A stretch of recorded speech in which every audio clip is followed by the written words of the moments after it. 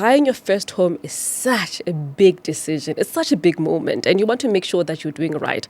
And so this year, one of your mentees is in the process of buying a home, and she has put an offer to purchase, and today we are discussing how is she going about it. So it's practical today, right? Very practical, and she's such a great example of somebody who set herself up for success. And I think we've discussed this in the previous season about how people rush into home ownership without really making sure that they're ready for it. And in this case, she's really got herself into a good position. So just to give it a little background, she's currently renting, and the landlord is looking to sell the property. So she's been given an opportunity to put in an offer.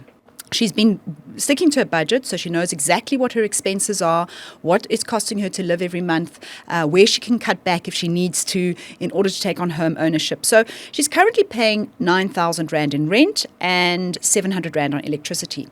Her waters and levies are included in her rent. Okay, so once she becomes a homeowner, she's going to have to consider the costs of water and levies. And I think that's something, those are sort of numbers that people forget. So she has sat down and she's redone her budget. She's asked for the levies statements, so she has a really good understanding. She's looked at the water so that she's and updated her budget to include all of those costs.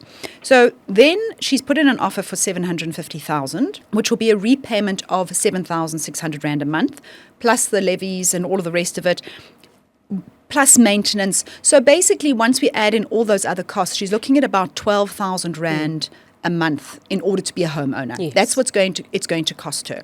We looked at it, and yes, it'll be a little tight. She may have to give up a couple of her extra cappuccinos, but it's definitely affordable for her.